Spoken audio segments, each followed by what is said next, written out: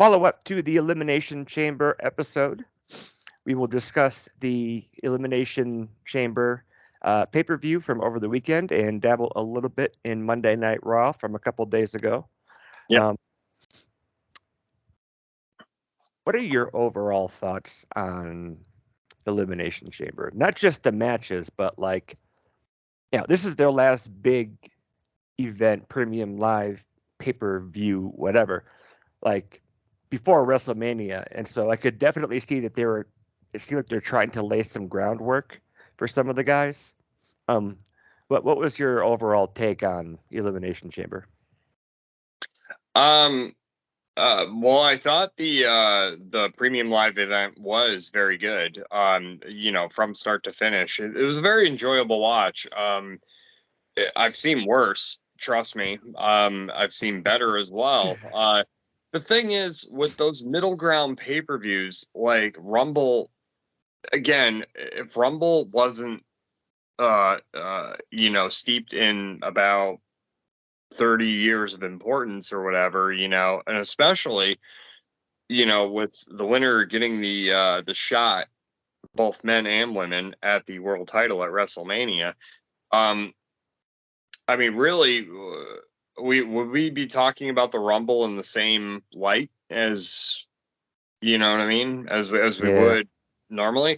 It would just be another live event for WWE's, but it has history, steeped in it. And I mean, the Elimination Chamber has its own history, of course, but it's it also. I've always looked at the pay-per-view or premium live event now. I've always looked at it as like, all right, well, maybe what we did at the Rumble didn't work. Maybe we can just kind of change plans along the way to the road to WrestleMania. And I think that's why this premium live event exists in between the two. You know what I mean? Maybe to tweak some storylines here and there or whatever, So. Well, and for the time being, they're still shuffling around two women's championships.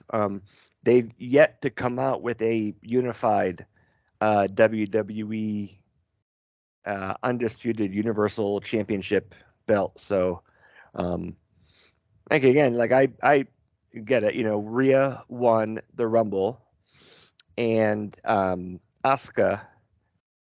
So Rhea gets to pick who she wants to go against, and then Asuka is going to take on Bianca Belair, and Rhea is going to take on Charlotte. So, like, I can see that, but at the same time, I noticed this last year too. Like, you had guys just come out to the ring, say, "Who wants to go to WrestleMania with me?" And then some other random person will come out, they'll have a match, and then poof, they're booked to fill up the 52 hours of content they have to fill over the 48-hour weekend.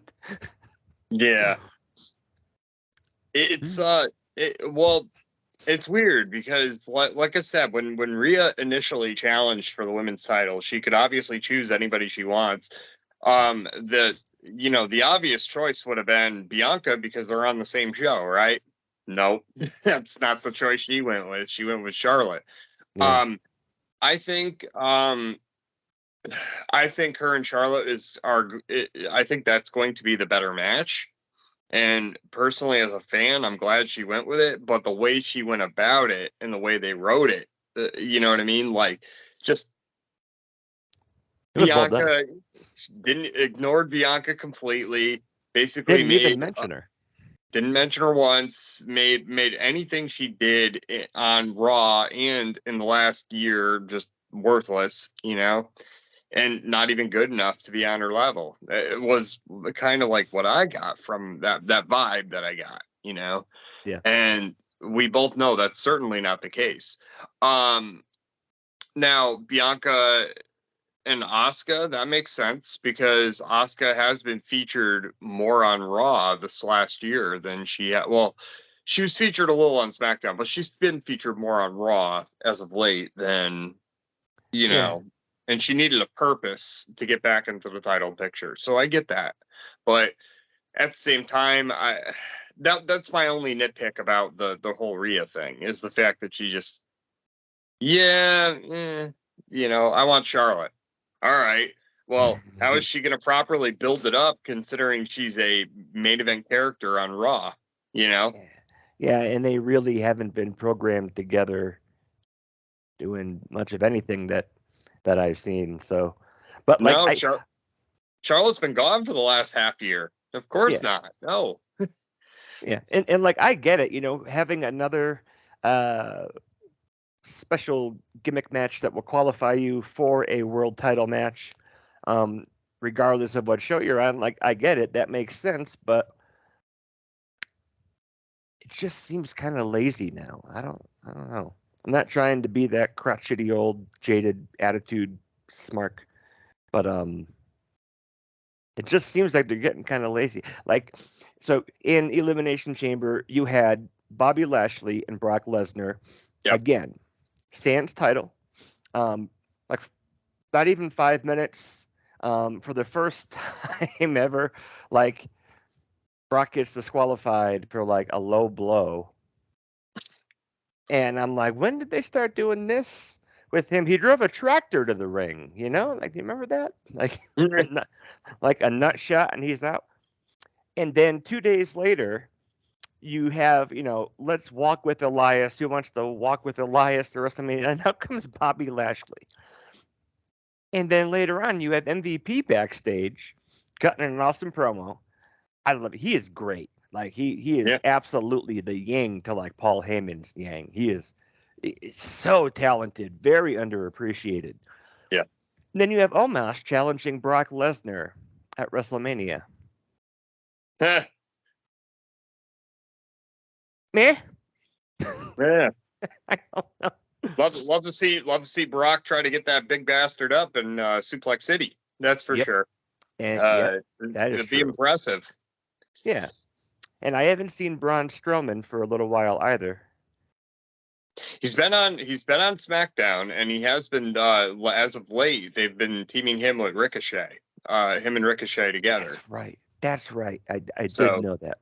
Yeah, they had a tag match a couple weeks ago. Actually, it was a big deal as far as the Bloodline storyline goes with the Usos, where they weren't sure that Jey Uso was going to be with Jimmy, and all of a sudden he comes in through the crowd, and they face Ricochet and Braun, and it was a decent match, but you knew who was going to be the victor out of that one. You knew it wasn't going to be Braun Strowman and Ricochet, with all due respect to them. Yeah. Although I think I don't know, the Bloodline. I think even like after a couple of years now with Stool is still a pretty cool faction. Some things are getting a little worn out. I think you essentially, and like you had this in the New Day, the NXT, they have tag team matches because once they unified the Raw and SmackDown tag titles, they just don't defend them anymore. It's just like they're Roman's entourage, and they do look pretty cool with both belts. And I don't know, but I mean, unless WWE knows that the sale is looming, like maybe that's their reason for complacency, in some people's minds. I mean, you never know. And I'm still really kind of hoping, like more so hoping that like when the other shoe does drop, like around Mania, it'll be well worth the wait. We're gonna get a big swerve from the company that won't be cheesy or dumb or bad. I want to be surprised again, pleasantly surprised. Yeah. It would have been a nice, pleasant surprise if they did go through with the Sami win. I will say that. If they went through with Sami Zayn actually beating Roman in some way, it wouldn't have been fair. It would have been some chicanery involved, of course, but I had mentioned this to my better half. I says this is a lot like because we're watching the main event. Of course, we're hearing the crowd noise and the hype and the fact that they're in Montreal, which is a rowdy crowd anyway, for wrestling. And I go, man, he's over like a son of a bitch. I go, it was it would be very Mick Foley-esque in 1999, when he got the title put on him from The Rock with the assistance from Steve Austin in the match. It would have been visions of that were playing in my head, mixed in with a little bit of Daniel Bryan. Like that run was Yeah, playing in my head too. yeah, you just plucked like the biggest note I had from here. That Sammy has stepped into that Daniel Bryan spotlight that's been missing since he left. I more make the comparison to Foley only because with looking at Sammy, just like with Mick, the most unlikely person to be in a main event picture, like just by look alone and on paper, like you would not imagine this guy being anywhere in any main event. He would be indie forever. Mick Foley, same thing. He just looks like an indie guy. But there was something with the promos that both men respectively have cut that has connected with the audience in some way, and it actually goes a bit further than Cody's promos. And Cody's promos are very, very good. We're very well thought. Sometimes he kind of speaks over the audience's head with all the verbiage, I know there's got a lot of inside baseball going on there.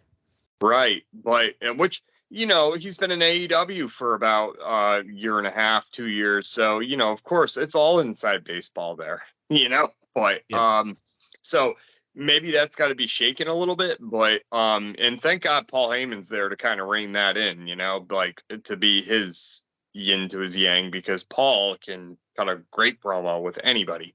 Yeah. So yeah. So with Cody, it's not that his promos aren't good, because they are very good. It's just I feel sometimes it's a little, it kind of goes above the audience's head a little bit. But with Sammy, he's hitting some sort of heartstring with people, and I can't fucking put my finger on why. And that's the key to a superstar. Yeah, I think you're right. His comparison to Mick Foley is a lot more accurate. When I was watching his thing on Raw earlier, I could definitely see like shades of Daniel Bryan, and I thought about it, and it was like I don't think he is the next Daniel Bryan. I can definitely see the parallels for sure.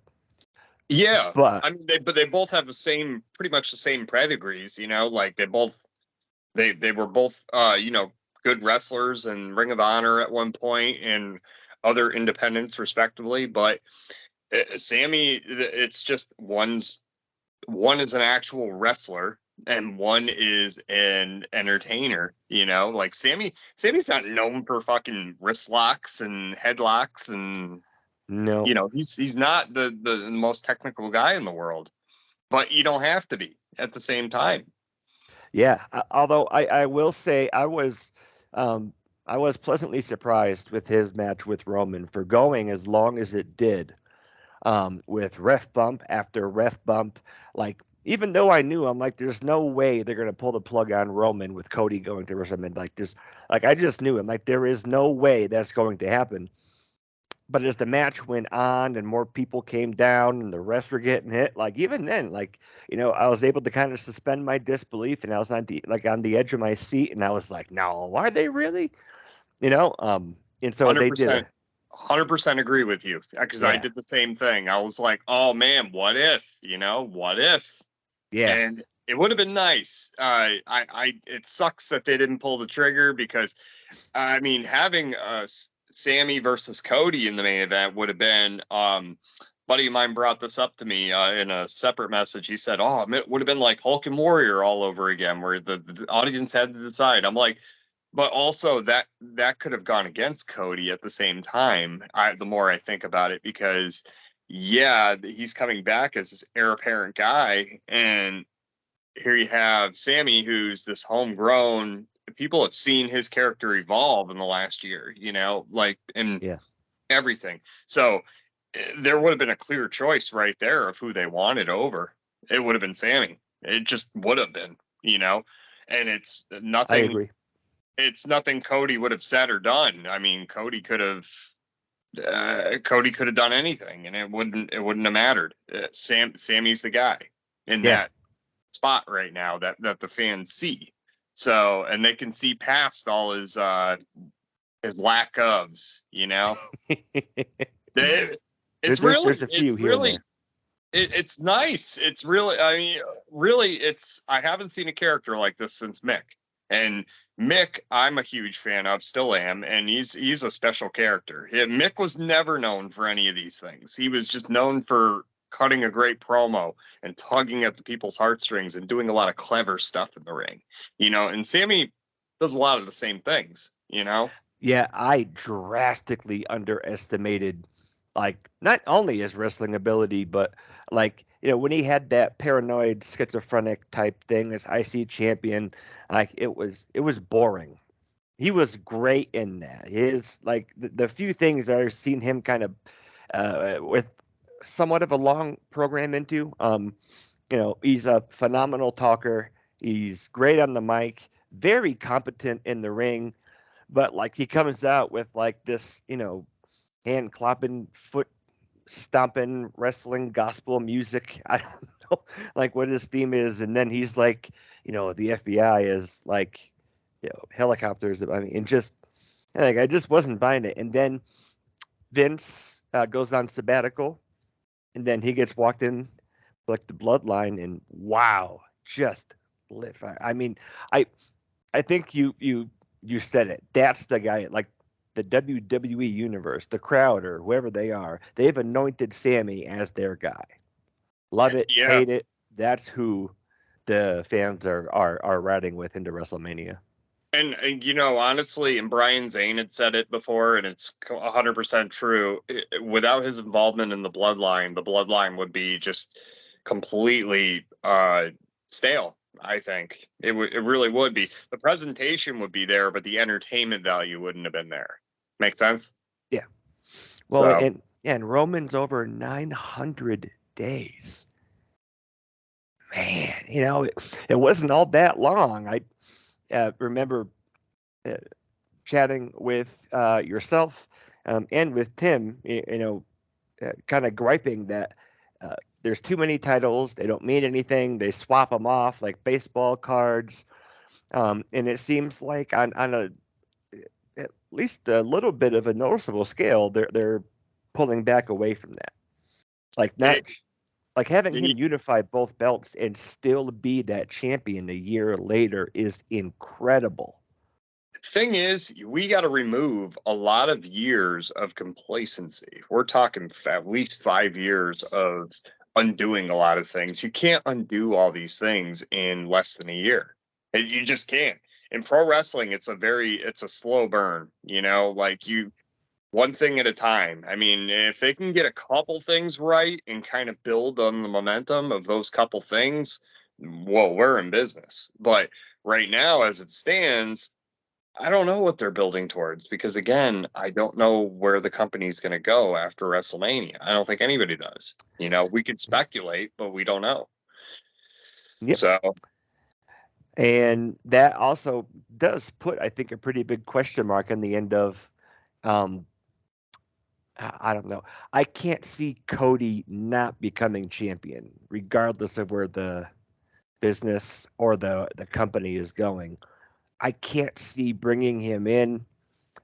All of those incredible matches with Seth Rollins and then having to bow out, because, it looked like he got hit by a cannonball. And then like coming back at the Rumble, like every little bit of my little wrestling heart is like, this has to be the guy. But again, at that same time, it's like I've seen this company do really stupid shit with other people, so who knows? I've seen them I've seen them do great things, and I've seen them drop the ball more times than others, especially in these last 7-8 years. Pre Vince going, retiring, so to speak. Yes. So, again, who knows? I will say this, speaking of Seth Rollins, I mean, how about we knew that him and Logan Paul, that WrestleMania build started at the Royal Rumble, but now it's apparent that they're going to go with that at WrestleMania. So, and again, Logan Paul doing that perfect buckshot in regular street clothes, the buckshot lariat clothesline, again, making Adam Page's look like crap, by comparison. which oh man, like that's gonna be nothing but an entertaining match, I think, between those two guys. A good celebrity match this year, I feel. Yeah. And with WrestleMania going Hollywood again, um, I think, I don't know, like Seth and Becky's little Joker and Harley thing, I thought was Yeah, pretty well done. I got a kick out of that. That was cool. And so it does make sense for Logan Paul to be in there. Like I remember watching like his match with The Miz last year, and every bit of me wanted to hate it, but I couldn't deny that he was keeping up with The Miz. The stuff was spot on. Like I don't know if I necessarily agree with him just walking on because he's a famous TikToker, but you can't deny the dude's in-ring performance. Every time he's been in there, and he's uh, held his own with some very seasoned and very accomplished dance partners, and so yeah. it I makes sense for The him. crown jewel match with Roman Reigns is nothing to sleep on with Logan Paul. And again, I'm with you where I mean, to me, he's like a wrestling version of Pat McAfee, really, personality wise. Just very comes off as very douchey, and very Yeah, full of himself. But in saying that, he backs it up in the ring. So it's, like really you could be like, this guy's kind of a douche, but at the same time, it's like, God damn, but he actually has some skills and he can do it. So you really can't take that away from him, you yeah, know? yep. And again, most guys couldn't just walk off the street. I mean, I think his boxing match with Floyd Mayweather was what really got him on people's radars. Like I had heard of him before, and that he was taking on like older, out of their prime boxers, and everything. And then it's like when he got in there with Floyd Mayweather, I mean that you know even it was like an 8 round exhibition, and his only shining moment was not getting knocked out. And he said that in multiple interviews. It's like, hey, I boxed Floyd Mayweather and didn't get killed. Um, but to just kind of walk in there with some of the better mechanics in the company today and keep right up with them is, like I said, I want to dismiss him and kind of hate him, but he walks the talk and walks the walk and talks the talk too. Yes, he does. And again, I look forward to that match. I mean, Rollins, again, he can have great matches with anybody. He's proven it over the years. And right now, he's been on a run, I would say the last year, even when Vince was still actively involved in the company, they were really going hard with the Seth freaking Rollins character and this current character that he's implying right now. So he's been just consistently match after match, just killing it. And, not only that, putting other guys over too. So, Yeah. it's not all about wins with the guy. That's the thing. He loses great as well. So it's Well uh, put. yeah, guys like that, and plus he can not only lose but also not kill his character at the same time. So, and this current character seems to be working with everyone. Yeah. He's over too. Like they love doing that singing thing with him, and he does the whole some call it the Joker dance. I always called it the Beetlejuice dance, like because it reminded me of like when Beetlejuice went to the whorehouse and That's right. When he was in that little model. yeah, yeah. So like I always referred to it as the Beetlejuice dance before it outwardly became like more of a Joker dance. But Yeah. yeah, it's the only other character I could see him playing in that WrestleMania Goes Hollywood thing. But yeah, the Yeah. Joker was perfect. So Yeah. And then that little bit at the end, and it's like, why is your face painted? Why are you talking like that? We got to go to the man cave. It's like, man cave? Yeah, the man cave. I mean, just that was brilliant. That was like a sarcastic dad joke, slam dunk, and I love that. That was funny. I look forward to seeing more of those because when they did them in 2005 for that WrestleMania, especially the A Few Good Men. What was it? A Few Good Men, right? Where JBL was being questioned in court by John Cena. Yeah, The you whole can't handle the truth thing. Yeah. I forgot That about was that. hilarious. Triple H's Braveheart thing was hilarious. I think they did. I mean, for obvious reasons, they're not going to show Eugene as Forrest Gump, but it's a little too. That's a little too PG nowadays, or they're more PG nowadays, like about stuff like that. But Yeah, and I can see that they're trying to get a little bit more edgier, but I don't think they'd be able to walk that back if they brought it out again. yeah, leave Eugene back in 2005 to 7. We knew he existed though. It was a great character and we all loved him. But we knew exactly what that character was. So yeah, and they got away with it for much longer than I think anybody should have, and so we'll just let sleeping Eugene's lie. yeah. Yeah, and so Sammy goes over half an hour with Roman, and again, like I was so happy that even for like a few minutes, I was able to kind of suspend my disbelief again as the match kept going on and on. And so I thought they hit it out of the park with this match, personally for me. Okay, so speaking of Seth Rollins, your thoughts on that Elimination Chamber match where for the U.S. title? Mm-hmm. If I were, I want to say that that's like if AEW did an Elimination Chamber, but I mean it in like the most sincere and like flattering way, like having Johnny Gargano in there. Like there was some stuff that he was able to pull out, and it's like I just remember him being like this sleazy NXT North American champion, and just doesn't really fit the bill of what the regime at the time was looking for. But that the Elimination Chamber was. I can't remember the last one I saw, but this is the best one I've seen in some time. Yeah, and you notice per our last conversation about the history of the Elimination Chamber, how much higher the top of the cage is. I don't think I noticed that. Yeah, the cage like V'd out instead of going like kind of curving in.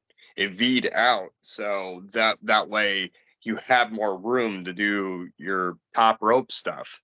So I was like, I took note of that.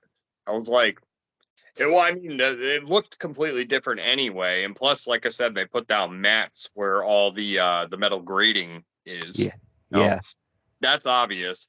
They've changed the little portals a little bit, but they made the top of it wider out so that way people can actually jump off of it and do stuff. Yeah. So, Okay, and I remember last year when Austin Theory came down to him and Brock. I'm sorry, his low blow on Brock was the highlight of that entire card. Where he went down because it's like, who is this guy? Like why is it's Brock Lesnar in an Elimination Chamber match. Like, why do I need to care about this match anymore that it's just those two? And that's how. I mean, and it looked like he dragon punched Brock, got him off his feet, and he was everything. And like the crowd gasped. I remember I gasped watching it in my living room. And then you realize that you're stuck in there now. And then you could see Brock kind of coming around like, oh yeah, and then he starts climbing, and then he gets F5'd off like the top of the little chambers there. That was great. And so and they wouldn't have pulled it off with the old cage. I don't think there's no room to do anything. Yeah, that's what I was trying to think. Like the differences, even just from like that year to this year. I did notice the pads, but it did seem like there was also a little bit more space from like the ring to the fence as well. Like I don't Yeah. know if that's like me just No, you're like projecting it. 100% accurate on that, because if you remember when the guys bumped in the old one, they would bump and then they would hit the chain link there, which was not Yeah, favorsome. that's true. Yeah. Yeah. So I mean, again, Austin Theory goes over, and with some chicanery involved from Logan Paul and Seth Rollins, but purely that was for a setup for Mania. Building off of Royal Rumble, but it kept Austin Theory strong. And now he can say, he survived with this many men in the Elimination Chamber, and it's another build towards his character going just on an upward trajectory. Yeah. Yeah, and it actually is kind of nice to see because last year um he was Vince's guy, and he won Money in the Bank, and you know just he didn't look strong ever. Like I could, there was something to him being Vince's guy, but afterwards, and especially when he cashed in Money in the Bank on the United States Championship and then didn't win it. I'm like this, and looking at it now, I think that was like them doing a hard reset on him compared to just when he cashed that in like 6 months ago until now. I would think that was them hitting the reset button. Yeah, and again, people realize, I mean, it wasn't a start stop push. It was just they had to undo things that were already done. Like we all knew this guy was going to be a talent of some form that's going to be a threat in the future. It's just you had to get him away from the silliness of that whole like, hey, I'm taking selfies gimmick. I'm Vince's chosen guy.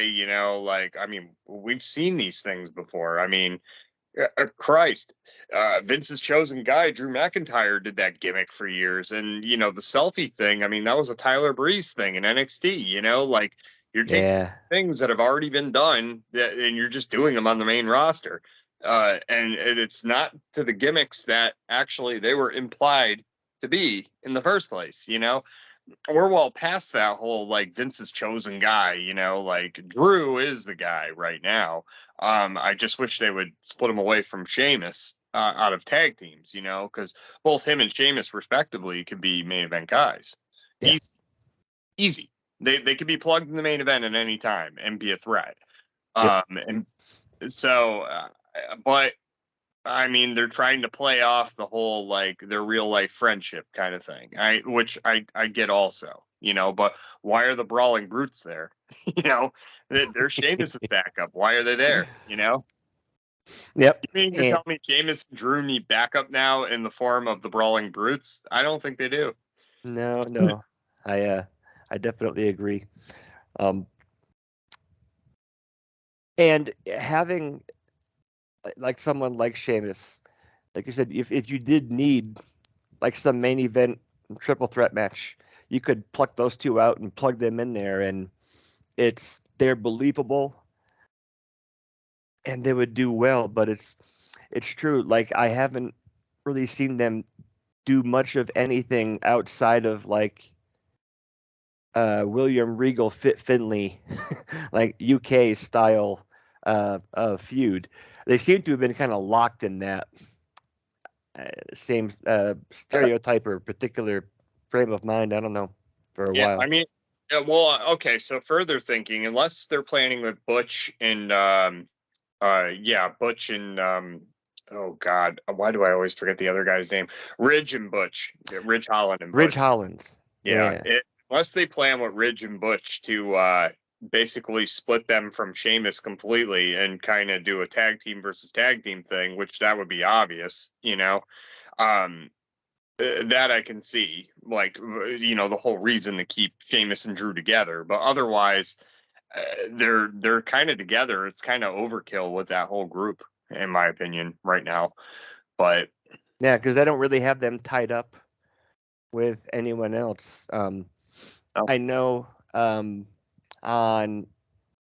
Raw you had with Imperium, you had Gunther chopping his first lieutenant right there, and like for all of the like wrestling chop compilations I've seen on YouTube, I don't know if even Ric Flair or even like Big Show could keep up with some of the chops that man can give out.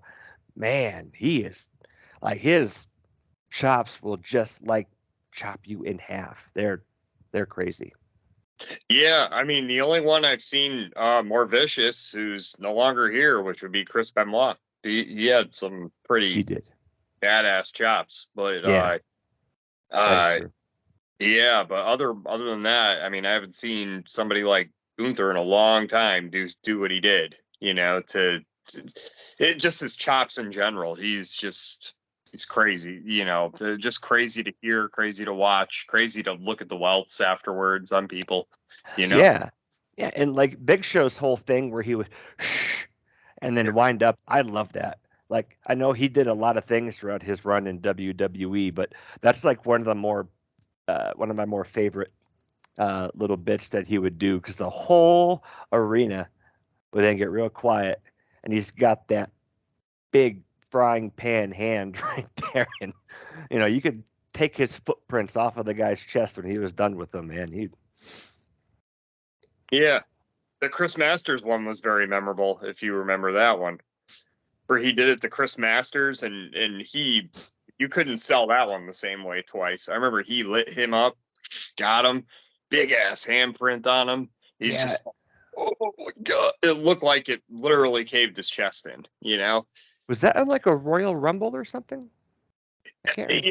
it was very young in Masters' career in WWE. I remember that, and I remember Big Show doing it, and it just looked so painful. you know. Yeah, yep. I know there's been a couple times I've heard that um, if whenever Big Show's had to give a guy a receipt, that was how he would do it. Who is that guy that tried from NXT back in the day that tried to embarrass Kurt Angle? Oh, that was no, that was the Tough Enough guy. That was Daniel Cuter. Yeah. That's right. Yeah. Yep. I remember when he went into the Royal Rumble, you had like Hardcore Holly, Big Show, and they welcomed him into that Rumble. It was just like 4 minutes straight of them trying to rip him in half. Um, Yeah, they were all taking turns. yeah.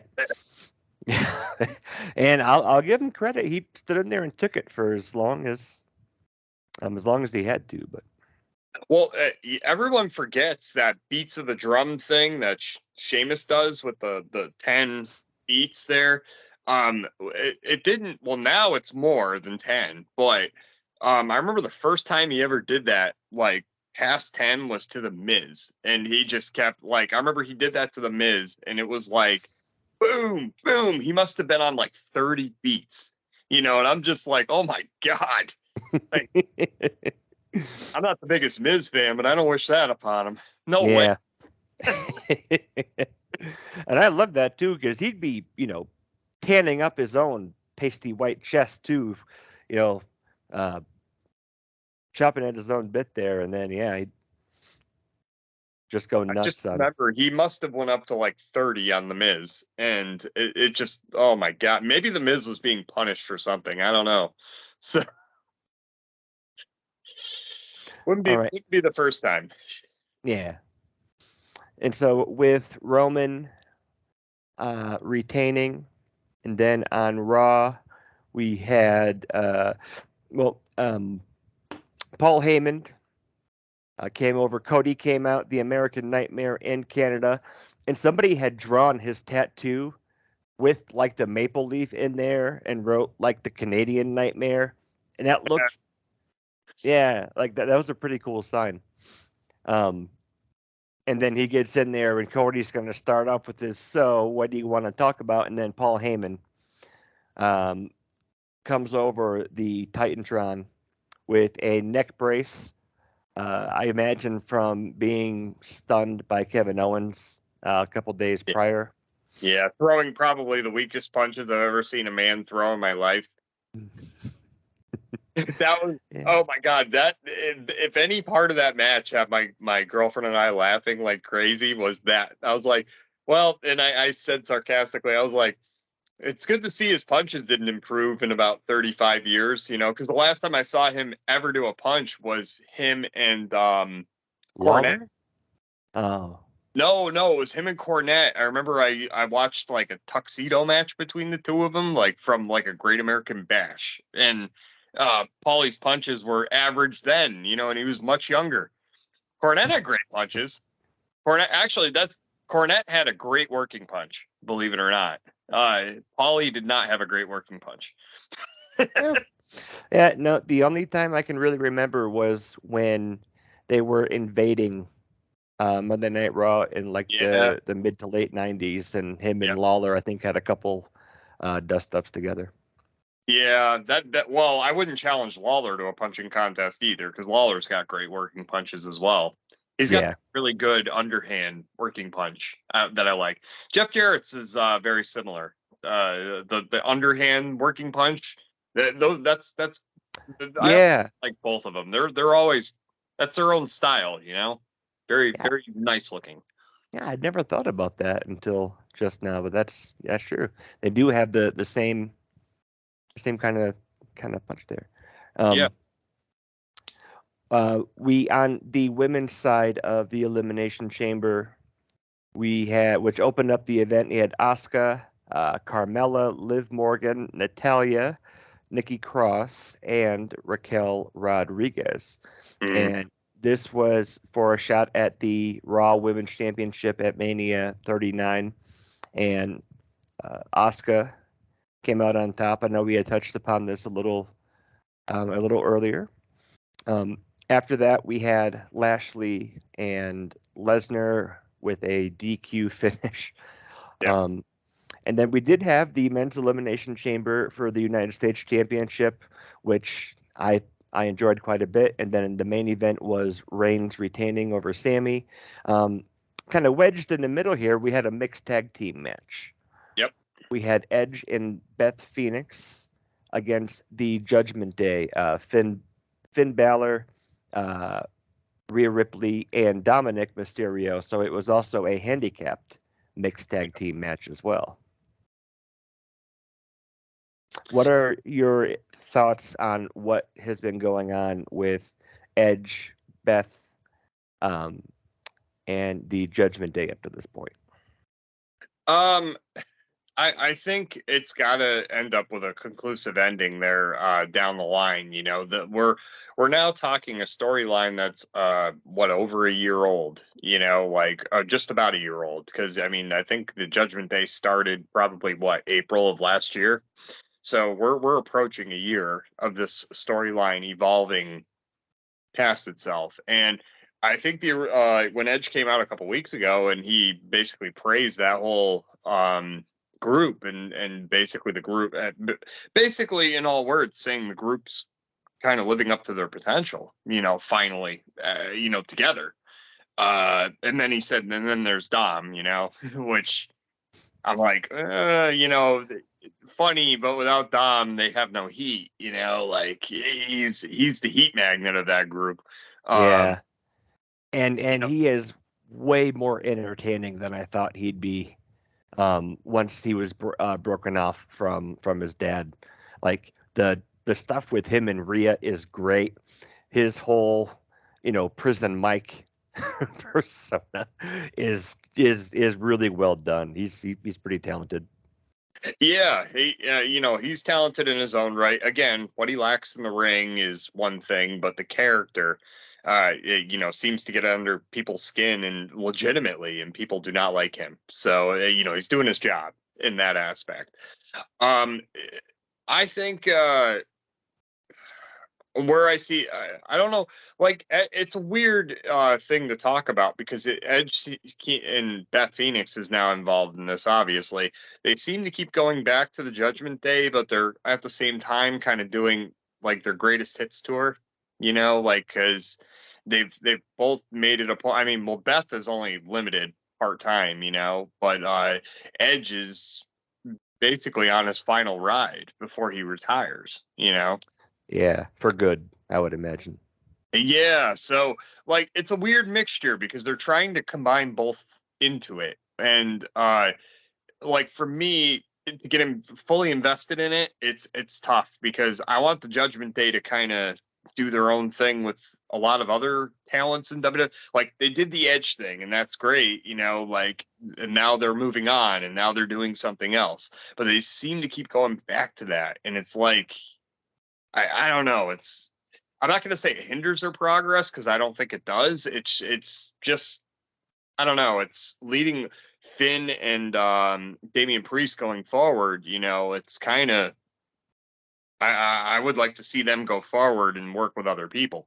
Yeah, yeah, that's what I was thinking right now is like what they have if you were to unplug Rhea and Dominic. If you had Finn and Priest there on their own. What? So let me give you a hypothetical. Will Okay. we see the Demon Finn Balor against the Brood Edge at any time? I think down the line you will for sure because the demon is the thing that gets conjured out when it's like when his back is against the wall and all that stuff. Typically, it's a babyface character. Like it Kind always of like has. I've never seen. I would like to see it as like a heel, having it like be a heel twist where it's like, all right, you're gonna have me conjure the most evil character of them all, the demon, and have that version of the Judgment Day version of that demon character come out. That angle would be nice. We already know that Edge can already do the Brood Edge, but then be like, hey, I'm tenured Edge, and I'm the legend, and I've been here, kind of he can go between both, and he has, and we've seen that, but we haven't seen that out of Finn yet, and I'd like to see it out of Finn. yeah. So, When especially was it? Judgment Day twist, you know. Yeah, I was trying to think. Was it SummerSlam or Clash at the Castle where Edge did the Brood entrance again? I can't remember. I think SummerSlam he came back and he did the whole entrance thing there, but I think he did the Brood entrance also at the Clash of the Castle. Like he did it twice. I think. Well, he did one. Once was for a comeback, and then the other one was for like an actual entrance. You Yeah, know. yeah, he did it at SummerSlam, and he looked pretty cool. He had that big, huge beard. Like I don't think he was too far removed from uh, his character on Vikings, and it was pretty cool to kind of hear that music again. Yeah, I mean, it kind of Drew McIntyre kind of has the Viking thing locked up right now. But Yeah, but with the sword and all that. Well, sometimes he's like a Braveheart character. Sometimes he's Game of Thrones. Sometimes he's a Viking. I don't know. He switches off if you notice. yeah. But yeah. Hey, I again that would be interesting if the demon Finn Balor came out. But a Judgment Day demon. We've never seen that before. I think it'd be cool. You think we'll see Christian come back and reform the old gang? I think he's pretty well cemented in AEW right now, like working with the younger guys there. His feud with Jungle Boy was one of the more compelling ones of last year, where he's saying like tell your mom I'll call her and all that stuff, and yeah, talk about your dad, but your dad's dead, and he was really healing it up, like and saying some personal stuff towards Jungle Boy. Hopefully he was compliant with all that stuff, because Yeah, really went there, you know. yeah. He definitely had some shots there below the belt. Yep. I mean, calling Don Callis a carny piece of shit too, which was hilarious. And I've always dug Christian's heel work. I remember when he actually did when he went full heel in 2004, 2005, right before he left the company, he was one of their better heels that they had, and was so underutilized, I felt, at that time. And then, that was TNA's blessing, because he went on to just be main event almost the entire time he was there. He was always main event or in an important storyline, and always made it work. And he worked heel great or babyface great. Yeah. I also think that TNA's or Impact, they're TNA at the time, but TNA's gain was WWE's loss. I know that he was the ECW champion. I don't know Upon coming that. back. Yeah, upon coming Yeah, back. and that horse has been beaten to death a couple times, so I can kind of leave that there. But I don't. Kind of thinking back, I don't know if it's so much that he didn't have anything to do so much as he wasn't given anything to do upon looking at what he was able to accomplish in TNA. Yeah, he what was funny was, I remember they would have him in main events. This was right before he got the concussion that basically left him out for years upon end, but they were doing the gimmick where, I only want one final match, and he would just keep consistently getting title matches, month after month after month against, the world champions.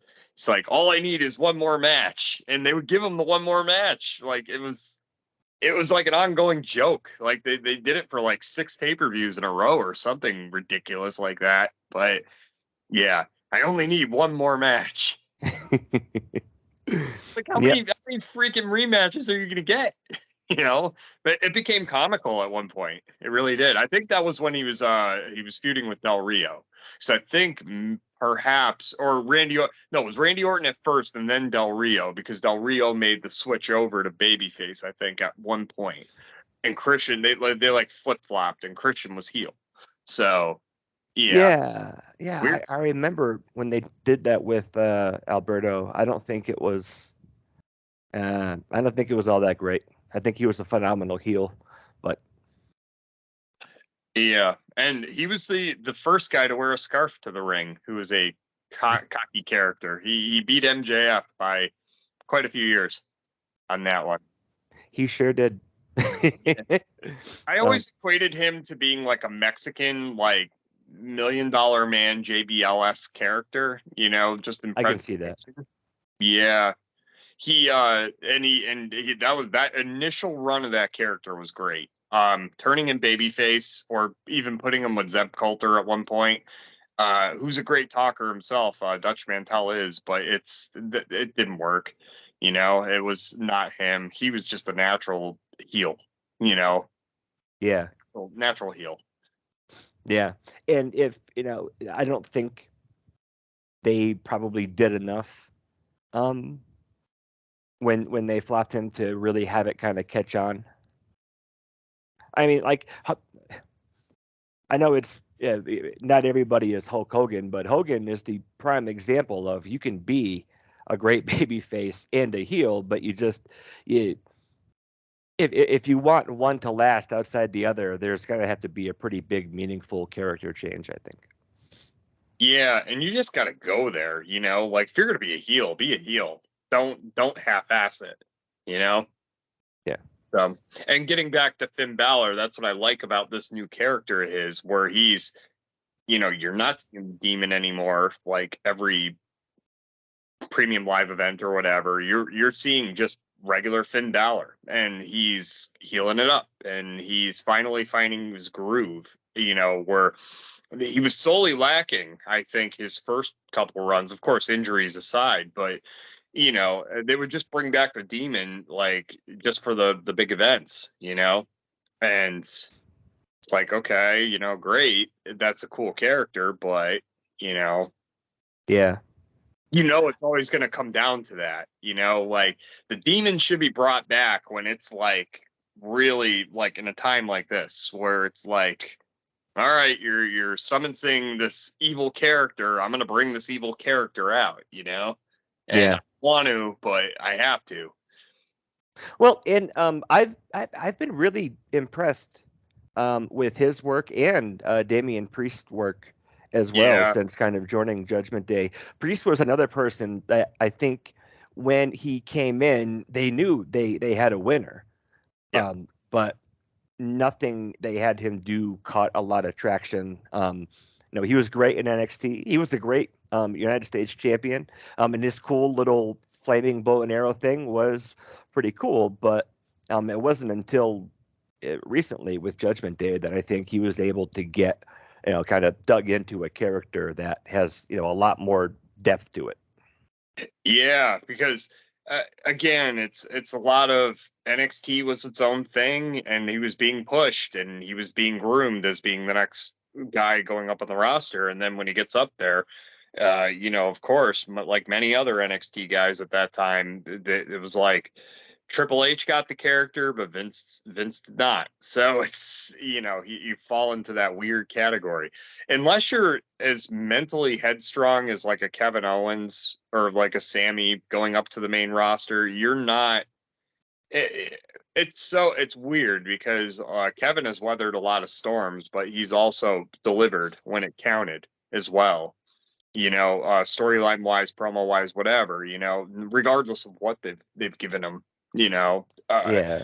During Vince's regime or not. Now his character is more on track to be where it should have been years ago. Like consistently up there and consistently important, but he had to I feel like that whole fight forever thing was not a gimmick. He really did have to fight to kind of get the scraps on the main roster there, to be involved in some of these things, Yeah. storyline wise or whatever, and a lot of people loved his work. So Yeah. And he reminds me in some ways a lot like Hacksaw Jim Duggan. Like he is that every man, that every guy who could be in there, who I can relate a lot more to than I could, somebody who shaves their chest or something. Like he is just a lot more relatable, I think, to a lot of the audience than really not too many other people in the company I can think of right now. yeah, I've always felt he was a can't miss talent on the roster. Whether you like his promo, physique, or whatever or not, like you can't deny the guy's talent. He's always been consistent, and consistency is key. Again, regardless of whatever they've given him, through both regimes.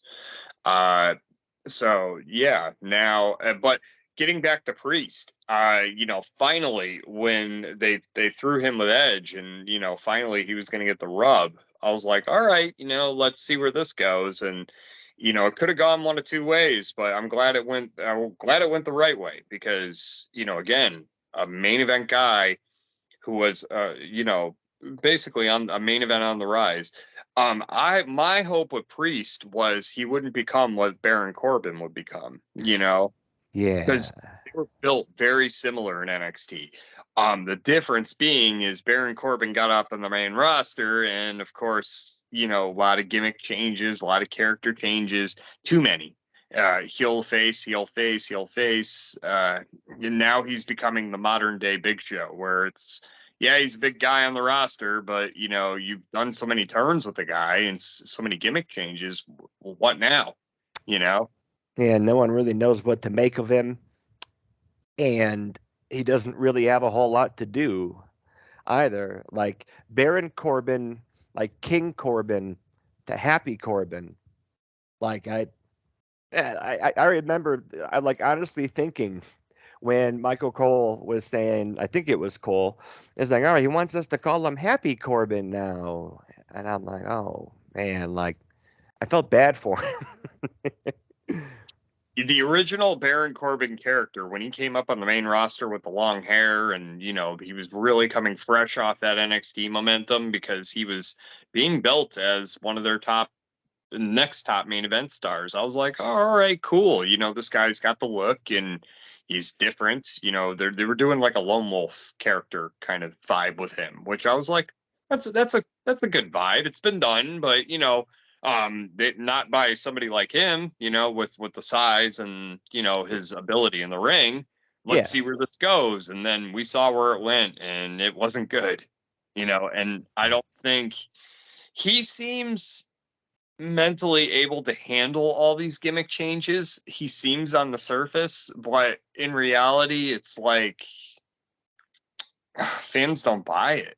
It really, that's a thing. They can buy that Priest could be doing something, in the future. I think they can't buy that Baron Corbin can do anything right now at this current moment. Yeah, because again, I think his King Corbin thing, got over. I think shaving his head was a better look, but he hasn't had anything to do in like 2 years. And No, so, his biggest claim to fame is he was the last guy to beat Roman Reigns. Yeah, I did not know that, and when he came out on Raw a couple nights ago, that was like that kind of got the crowd interested for a minute, and then he lost. Yeah, like, of course, because that's like what he always does. Yeah, it wasn't even a planned match. He cut pretty deep cutting promo on Sammy, and they're like holding him back, and then whatever the authorities guy, I don't know, like John Oliver, whoever hell it is, there is like, okay, here, go ahead and go get him, and they ran down there and they rang the bell, and okay, you're talking about Adam Pearce. Adam Pearce, yeah. Former NWA champion Adam Pearce, by the way. Was he with? No way. Yes, he was. Hang on. Who might this be on the cover of this DVD? No way. Yeah. I was not aware. I can personally say I've seen him work. Hell of a hand in the ring, I must say. When he actually did work, he wrestled a lot of different places, but he did a lot of work for Ring of Honor too. Probably like 10 years ago or whatever, maybe longer. But yeah, I've seen him work as NWA champion, by the way, and he was great in the ring. Very good. I had no idea. I don't know. Him and Sonya Deville just seem like the people that, I don't know, don't have. I know I've been saying this about a lot of people, but like don't really have a whole lot to do. And whenever they are given something to do, no one really cares, including them. So yeah, I mean, maybe they do stuff backstage. I don't understand, but yeah. Maybe. As Sonya, I always felt was a cool character too. So I like her character a lot. As far as women wrestlers go, another MMA fighter, another legit, athlete on the roster. Because you had Ronda Rousey, you have Shayna Baszler also, but which they seem to be a women's tag team now. So Yeah. Well, and there aren't a whole lot of those. And so it makes sense. I mean, those two are like the brothers of destruction in the women's division. yeah, I mean, if it was a real fight, they'd probably smash everybody, to be honest. Yeah. What do you think of what's been going on with Nikki Cross is no longer Nikki ASH? What's your take on her? I don't know where they're going with her character per se, but they're working on this. They're trying to figure out this like crazy. To me, it's like the female Dexter Loomis, right? Where you don't know where the hell she's coming from at all. Same with Dexter. You just don't know. It's a character that hits you in the creepy feels, but you're not quite sure why you like either. I like both performers, to be honest. I liked Dexter Loomis when he was Sam Shaw in TNA. That Samuel Shaw character where they actually did that stalking character where he was stalking Christy Hemme in a storyline. So I am not aware of that. Yeah, they've done this before, like so that laid the groundwork for when he got to NXT and all that stuff. Back to Nikki Cross, I've always been a fan of her and her work. She actually she kind of reminds me of a pastier version of Mickey James in the ring, honestly. Like in stature, like she kind of got like the same short, stocky kind of build, you know, a little less muscular, but she's short, stocky, and she can do a lot of things in the ring that look very nice, very very crisp, you know, like and put on a watchable match. I liked her character before Nikki ASH because it was this character, just not played up to the hilt like it is now, you know. So I like her. I enjoy her work, honestly. I do get. I know there have been a lot of memes online of like when she comes out, she books it down the aisle. Yeah. I mean, it's like she's Sonic the Hedgehog the way she goes, and it's. I don't want to say it's adorable because that's condescending, but it's kind of adorable. It's like, oh, look at you. Yeah, I mean, you know, I didn't know. I didn't know like a female would emulate Rhino's entrance, but here we are. Well done. Yeah. Ooh. All right. And so the only other thing I wanted to say or ask you about was Montez Ford and the Street Profits. So what's been going on? And what a performance! How can we have left that out of that match? What a performance by that was a star-making performance in that match by Montez Ford. By the way, Yeah. So in that elimination chamber, well, whether he got hurt for real or not is another thing. But oh man, you know the crowd really got into it and got like he really showed his stuff and he got the crowd invested. He really did. Yeah. So, Do you think that we're starting to see the beginning of the end of the Street Profits? you know, I hope not for you know, the other partner involved. I really uh I hope not, but you know, because they are one of the more popular tag teams, like it or not. But uh, isn't And they that are very talented. They both are. yes? Dawkins, being the partner I speak of, but you know what Angela Dawkins, what it's going to do is just what is he going to do? You know, like you know, here's Montez Ford over here. Here's Doc. Like they're better together, I think, but apart, I don't know. It's Maybe it's time to kind of take the training wheels off and see which one of them is finally going to make it. you know, but it's going to be a Sean Marty situation. It always goes back to that, doesn't it, with tag teams in WWE, where you know, I know both men have expressed they did not want to split up at all. So, if anything, that's going to be a company call, really.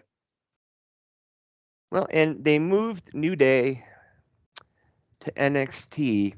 I don't know. That's what makes like the current product really hard to kind of tie down. And it's like, you know, what's going on with this person or what's going on with this storyline, and you know, with everybody kind of getting moved around and the potential sale of the company, you know, looming over um, the horizon, it's hard to kind of gauge as to what is going to happen, but also be able to think and kind of predict you know, what's going to be going on. Like I didn't really expect him to be in the Elimination Chamber.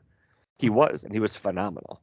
Yeah, And he was, and like they've come out to the same entrance music, independent of each other though, and not together. And so that's I don't know if that's like a bad omen or not, or if it's just where they're at.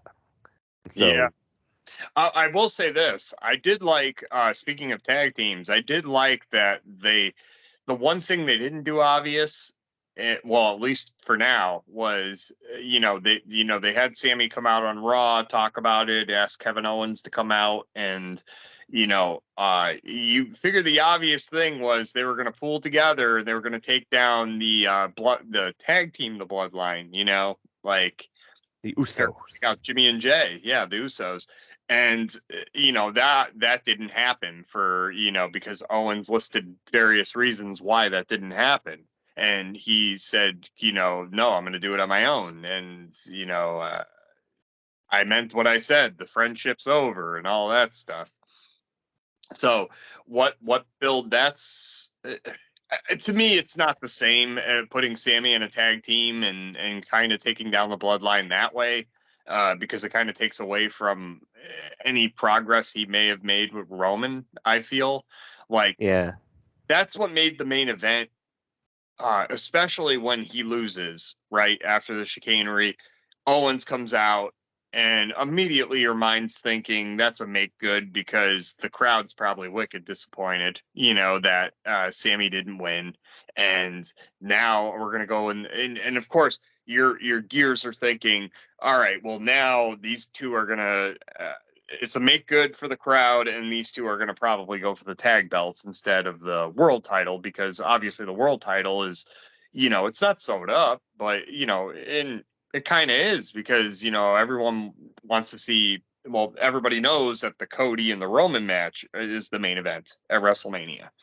So, well, and with the Elimination Chamber being in Canada and then Raw being in Canada, that was maybe they had kind of scheduled things that way to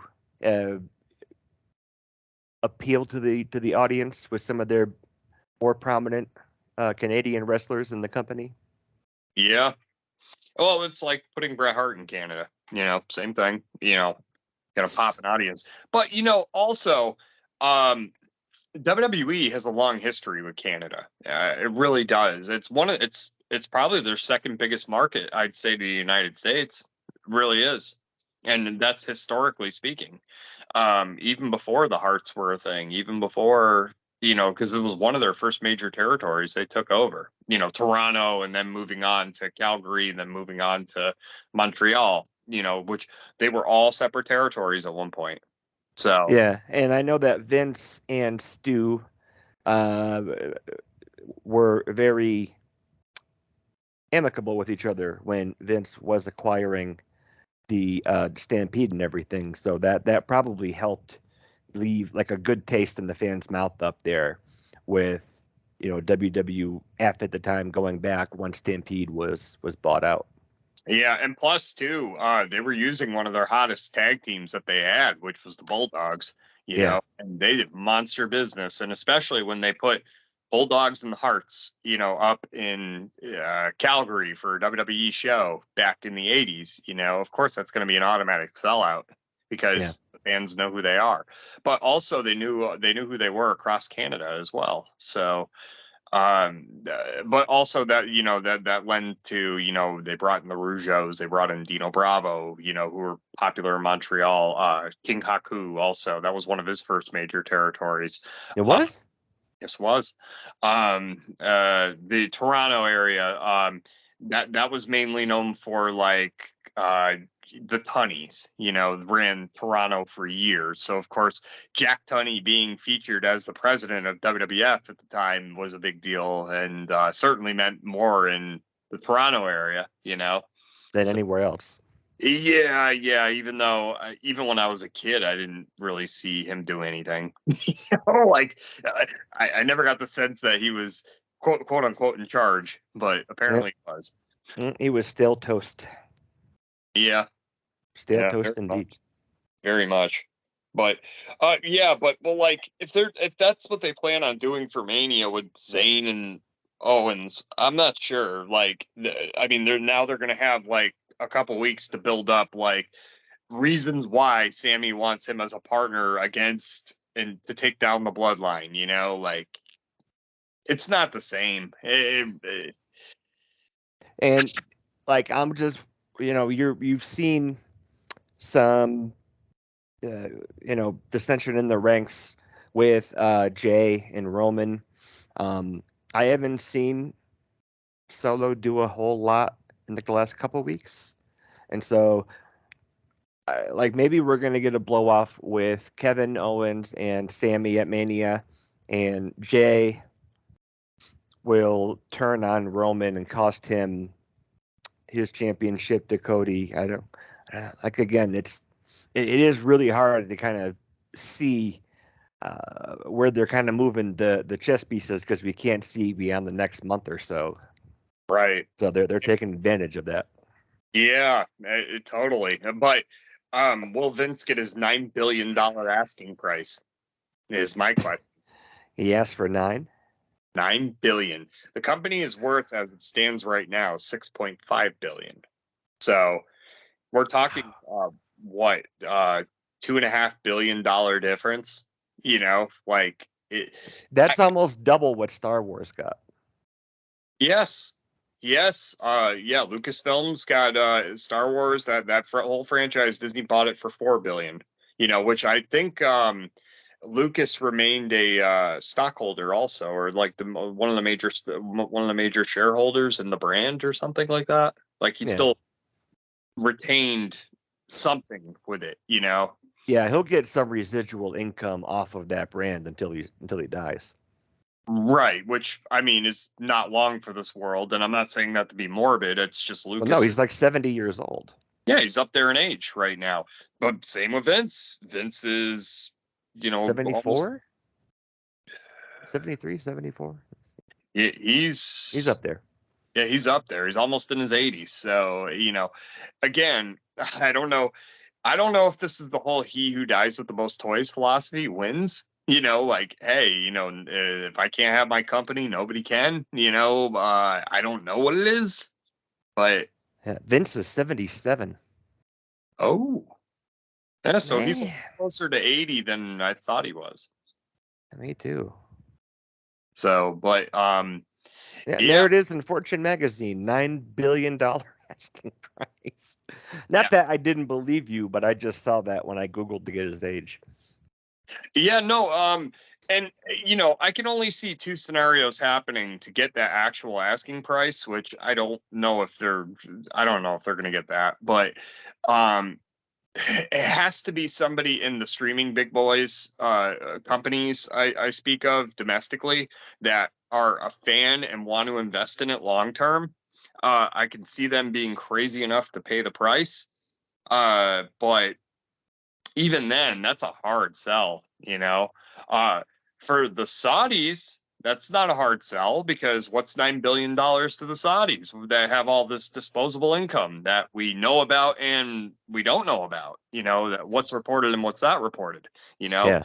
If they buy it all outright, I mean, who do they have to answer to? No one. It's not going to be them and a bunch of partners. It's going to be just the Saudis buying it outright. They can retain Vince as an advisor, and maybe we'll see Stephanie take up that mantle once Vince passes on. I don't know. I can just see. Not if the Saudis buy it. You know how they're progressive thinking now because of the Saudi prince, but they're progressive thinking in a lot of areas except for one, which is how women are regarded over there and how women are treated over there. Yep.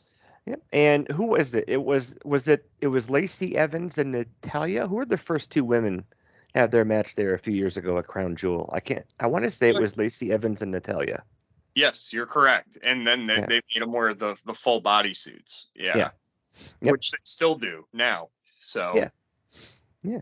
But like that's the thing is like people kind of boff at that, but that's progress. That's it'd be great if everybody believed as we did, acted as we did, and did exactly what we think and believe they should do. But then back in like the real world, that's like a meeting of the minds, and that's progress forward. So, yeah, it's progress forward, but they still have a long way. I mean, you got to realize not everyone's like the United States of America, and nope, most aren't. Yeah, so it's a long way to go. That's it. All right. So, any closing thoughts on Elimination Chamber Part 2? Yes. My closing thoughts on this paper, sorry, premium live event. I have to really stop saying pay-per-view. I'm so used to saying pay-per-view. I've been saying pay-per-view for 30 something years. Okay, My boomer. thoughts, yeah, I'm guilty as charged. But anyway, no, it was an event that I was probably invested for just for the main event. Okay.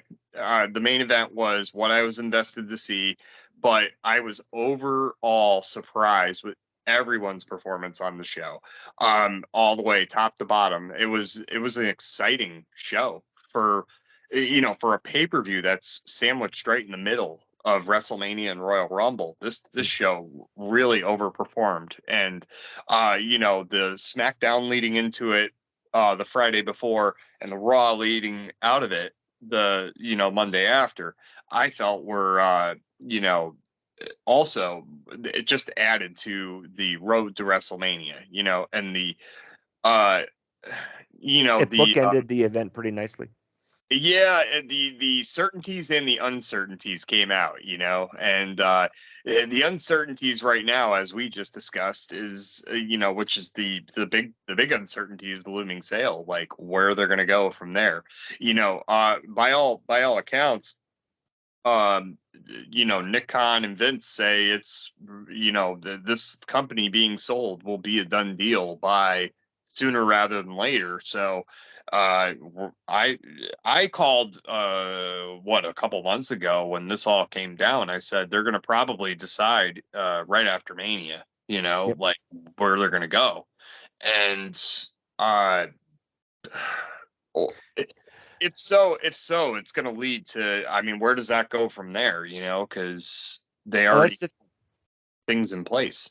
I know that's the thing I'm wondering is they'll if the decision's already been made hypothetically, if they'll announce it at Mania or after, or if it hasn't, if they are waiting to see something after Mania to make it like official. I don't know. I mean, selfishly, I hope it stays in the States for various reasons, but the biggest reason is WrestleMania next year is slated to be in Philly, and I'd love to attend. you know, That's right. so WrestleMania 40. big 40th anniversary next year. So Gosh. I would love to. Philly is a. I went in 2015 to Philly for the first time. No, sorry, I tell a lie. I went 2012. 2012, first time to Philly. I went to the ECW arena, and I loved Philly then. I ate at Tony Luke's, loved it. Got to see a show at the arena. South Philly leaves a lot to be desired, but it's South Philly.